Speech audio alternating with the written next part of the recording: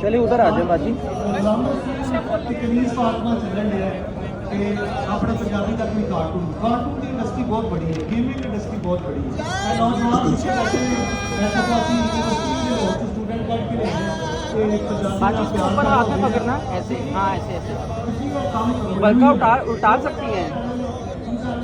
Syllabus लागू हो जाएगा, सिलेबस की पब्लिकेशन होगी, सारे ਦੇ ਵਿੱਚ ਨਫਾ ਹੋਏਗਾ ਤੇ ਪ੍ਰਾਇਮਰੀ ਟੀਚਰਸ ਜਿਹੜੇ ਉਹ ਸਕੂਲਾਂ ਦੇ ਵਿੱਚ ਪੰਜਾਬੀ ਦੇ ਟੀਚਰ ਤਾਇਨਾਤ ਹੋਣਗੇ। ਸਾਡੇ ਕੋਲ ਪੰਜਾਬੀ ਦੀਆਂ ਸੀਟਾਂ ਖਤਮ ਹੋ ਗਈਆਂ ਨੇ। ਸਾਡੇ ਬੜੀ ਖੁਸ਼ੀ ਬ੍ਰਦਰ ਕਿਧਰ ਹੋ ਆਪ ਜਿਹੜੇ ਵਜ਼ੀਰ ਨੇ ਉਹ ਆਣਾ ਸਿਕੰਦਰ ਤੇ ਉਹਨਾਂ ਦਾ ਬਾਰ-ਬਾਰ ਧੰਨਵਾਦ ਕਰਨਾ ਚਾਹੀਦਾ ਹੈ ਉਹਨਾਂ ਨੇ ਸਾਡੇ ਵਾਸਤੇ मोहब्बत मुस्तफा से पहले मैं कुछ नहीं था, मैं कुछ नहीं था।